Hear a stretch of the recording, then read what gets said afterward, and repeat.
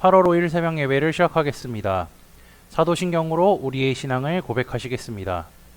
나는 전능하신 아버지 하나님, 천지의 창조주를 믿습니다. 나는 그의 유일하신 아들, 우리 주 예수 그리스도를 믿습니다. 그는 성령으로 잉태되어 동정녀 마리아에게서 나시고 본디오 빌라도에게 고난을 받아 십자가에 못 박혀 죽으시고 장사된 지 사흘 만에 죽은 자 가운데서 다시 살아나셨으며 하늘에 오르시어 전능하신 아버지 하나님 우편에 앉아 계시다가 거기로부터 살아있는 자와 죽은 자를 심판하러 오십니다.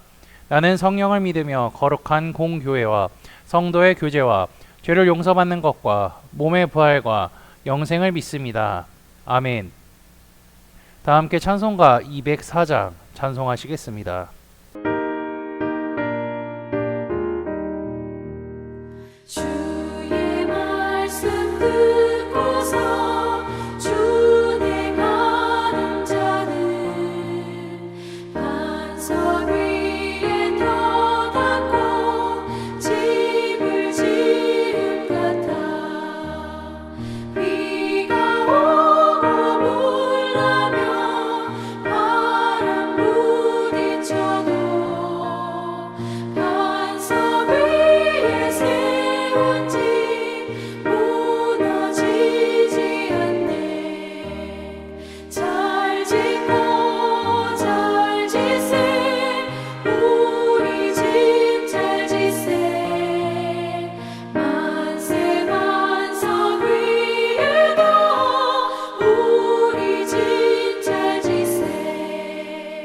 주의 말씀 듣고도 행치 않는 자는 모래 위에 터닫고 집을 지은 같아.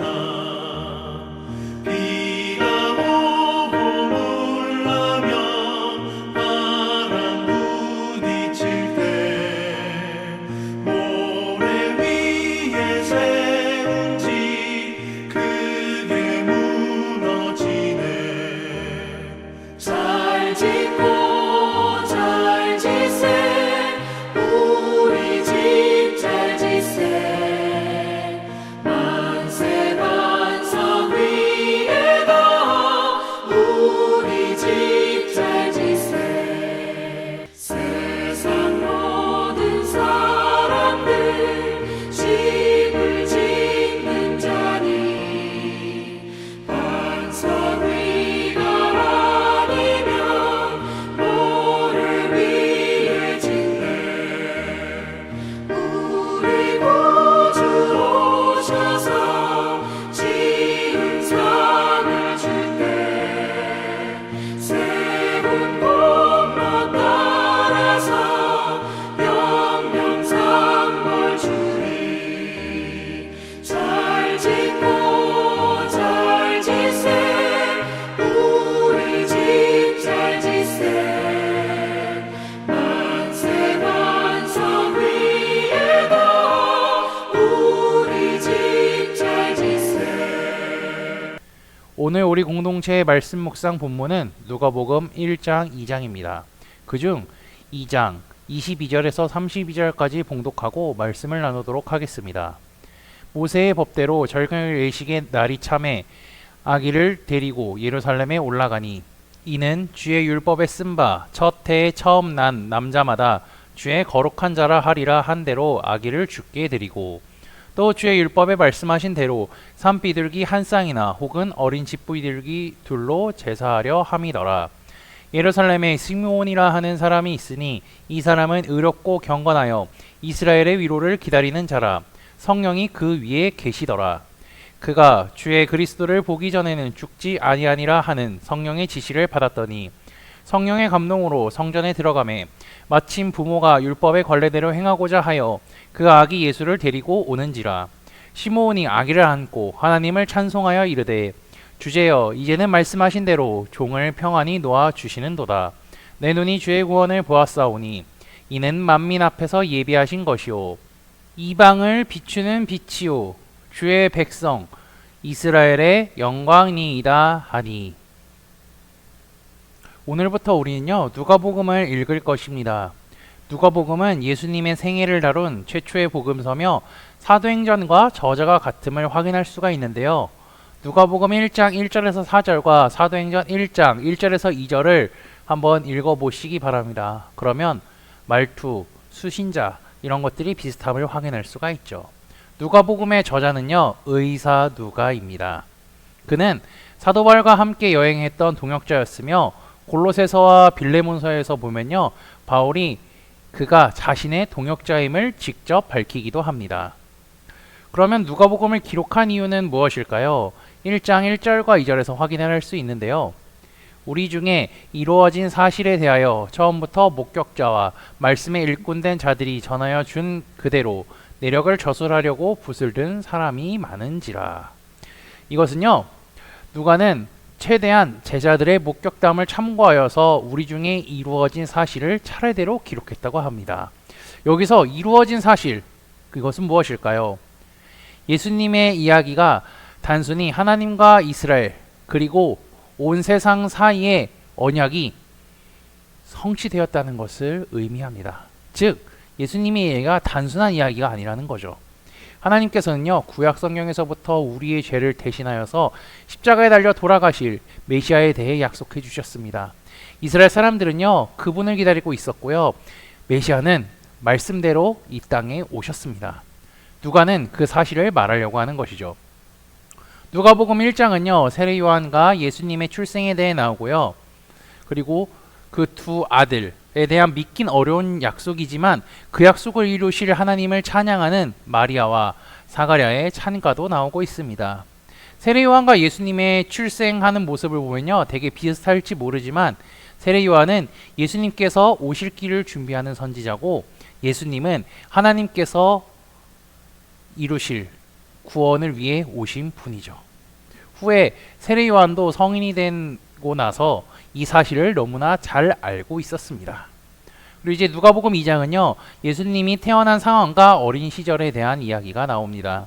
오늘 읽은 본문은 예수님께서 어린 시절에 성전에서 겪었던 이야기입니다. 모세의 법대로요, 정결 예식의 날에 마리아는 어린 예수님을 데리고 예루살렘 성전에 갔습니다. 이곳에서 시몬이라는 선지자를 먼저 만납니다. 2장 25절을 보면요, 그에 대한 설명이 나와 있는데요. 그는 의롭고 경건하여 이스라엘의 위로를 기다리는 사람, 성령이 그 위에 계시는 자라고 하죠. 즉, 이 당시의 시대가 악해졌음에도 불구하고요, 그는 하나님을 향한 신실한 믿음을 지키며 살아왔던 사람이라고 할 수 있습니다. 그의 사명이 있었는데요, 그것은 단 한 가지였습니다. 그가 주의 그리스도를 보기 전에는 죽지 아니라 하는 성령의 지시를 받았더니, 하나님께서 이스라엘 백성들에게 보내주시겠다고 약속하신 그리스도를 봐야 하는 것이 그의 사명인 거죠. 그는 성령의 인도하심을 따라 성전을 방문한 예수님을 만나게 됩니다. 그는 단번에 예수님께서 하나님이 보내신 그리스도라는 사실을 깨닫게 되죠. 그리고 29절과 32절에는 하나님께 감사와 찬양을 합니다. 29절을 보면 드디어 자신이 하나님께서 보내주시겠다고 약속한 그리스도를 만나게 되어서 자신의 사명을 완수했다는 것을 얘기하고요. 30절에서 32절을 보면 온 세상을 구원하시기에 이 땅에 예수님을 보내셨다는 것을 말합니다. 그의 표현을 보면요, 하나님께서는 그리고 이스라엘을 위함이 아닌 온 인류를 구원하시기 위하여서 예수님을 보내셨다는 것을 확인할 수가 있습니다. 한번 볼까요? 이는 만민 앞에서 예비하신 것이요 이방을 비추는 빛이요 주의 백성 이스라엘의 영광이나이다 하니, 만민 앞에서 예비하신 거고 이방을 비추는 빛이라고 예수님이 말씀한 거죠. 그리고 34절에서 35절을 보면요, 예수님께서 받으실 고난에 대해서 그가 또 간단하게 얘기해주고 있습니다. 그리고 이어서 36절에서 38절을 한번 보면요, 또 다른 선지자인 안나라 하는 여자의 이야기가 등장합니다. 이는 나이가 많은 이제 과부였다라고 하는데요, 시므온이 예수님을 보고 난 뒤에 하나님을 찬양했습니다. 그리고 그녀는요, 성전 안에서 하나님께서 약속하신 구원자가 지금 이 땅에 예루살렘에 왔다고 선포하고 있습니다. 이 두 사람은요, 하나님을 향한 믿음이 무너지고 하나님의 말씀과 성전을 단순한 돈벌이와 권력을 탐하게 되었던 이 예루살렘 성전 안에서 신실하게 믿음을 지켰을 뿐만 아니라 하나님의 음성에 귀를 기울였던 사람들이었습니다.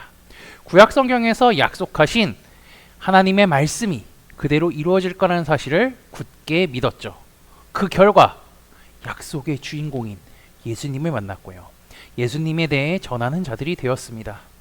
이들은 당시 시대가 악하고 하나님의 말씀이 무너지고 믿음이 무너지는 세상 속에서 끝까지 하나님을 향한 믿음을 포기하지 않았습니다. 그리고 그 결과 주님을 만난 사람들이 되었습니다. 지금 우리가 사는 세상도 마찬가지입니다. 믿음으로 인해서 핍박이 있고요. 선입견이 생기기도 하고요. 불이익들이 있을 뿐만 아니라 세상 사람들은요, 예수님을 믿는 사람들을 미워하고 괴롭힙니다. 그것을 또한 당연하다라고 생각하죠. 그리고 믿는 사람들을 향하여 비난하는 것 너무나 자연스럽습니다. 이러한 시대적 상황에서 우리가 믿음을 지키는 것은 너무 쉽지 않습니다. 시몬과 안나도 마찬가지였을 것입니다. 타락해버린 성전에서 하나님을 향한 순수하고 신실한 믿음을 잃어버린 그곳에서 하나님을 향한 믿음을 지키며 살아가는 것이 쉽지 않았지만 그들은 포기하지 않았습니다. 약속을 이루실, 구약 성경에서 하신 약속의 말씀들을 다 이루실 하나님을 신뢰하며 살았습니다. 그 결과 주님을 보았죠. 그들처럼 우리도 주님을 향한 믿음을 포기하지 않고요, 주께서 다시 오시는 그것을 보게 되는 믿음의 형제자매들이 되시기를 주님의 이름으로 축복합니다. 다 함께 찬송가 438장 찬양하시겠습니다.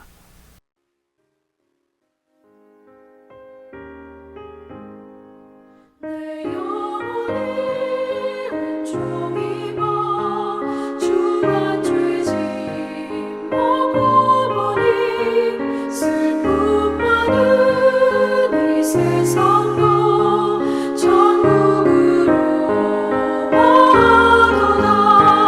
할렐루야 찬양하세. 내 모든 죄 사함받고 주 예수와 동행하니 그 어디나 하늘나라.